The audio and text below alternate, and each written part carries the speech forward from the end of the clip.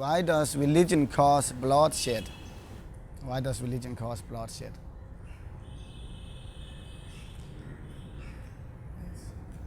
It doesn't cause bloodshed. Or bloodshed is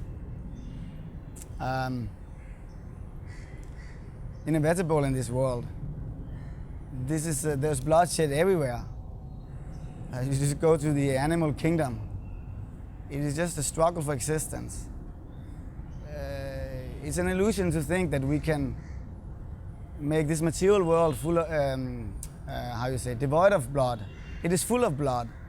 It is full of suffering and anxiety. Dukhalayam Shashvatam, Krishna has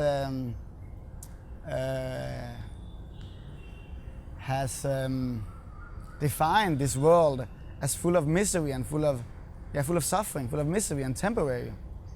Dukhalayam is the place where there's suffering, there is blood, there is pain, and Ashashvatam, it is temporary.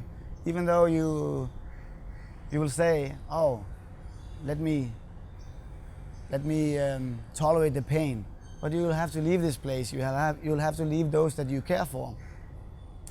So for one who's a little intelligent, he will understand this is a suffering condition. This is a terrible place, this material world. I should not remain in this world full of darkness, but I should go to the eternal abode, to the place full of light. Why stay? Why remain in the darkness? Why?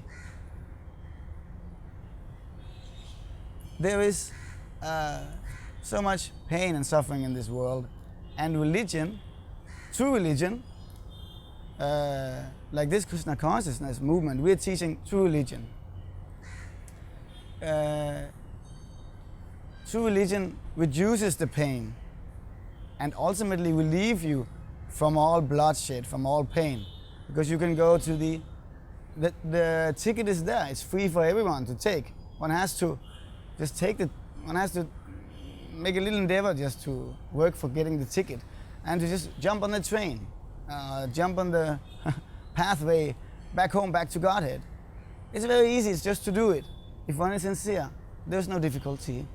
And there, in that world, that place is Satchidananda. It's eternal, Sat. It's Chit. It's full of knowledge. There's no ignorance there. And it's Ananda. It's full of bliss. So there's no bloodshed. But pain, even is there in the material world. No, I mean to say in the spiritual world. In the eternal world, even bloodshed is there. Everything is there in the spiritual world also. Everything which is there everything which is here in the material world is also there in the spiritual world.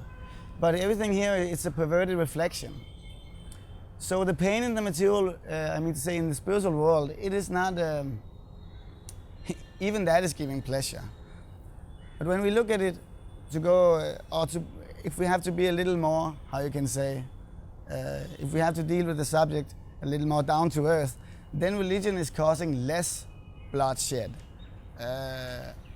All the greatest, many of the wars which have been fought recently, they have been led by atheistic people, and when there is religious war, or you can say war where godly persons, truly godly persons are involved, then that is a temporary. Just like if you have some thorn in your skin, and to take it out there's some pain. So for relieving the burden of demoniac, evil-minded leaders, then sometimes war may be required and there is some bloodshed. But in the long run, there's less bloodshed by removing those atheistic demoniac leaders. But the real bloodshed or pain in the world are caused by leaders who are not following the laws of God. And that is the condition of the world today, and that's why there's so much suffering. You see, you don't need to read many books or newspapers, or it's very obvious that there's so much pain at the present moment the world situation is very precarious. It's a very sad situation, and the leaders all over the world, practically in more than 99%, they are all atheistic. So by this system we can see it's not working. But 5,000 years ago, there was historical evidence. Yudhishthira was the king, and no one was dissatisfied. Everyone could complain.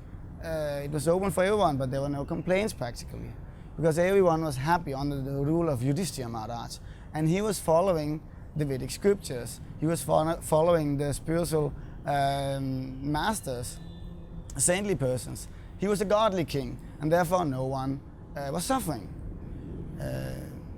It's a misconception that religion causes bloodshed in the world. That's a wrong conception. Hare Krishna.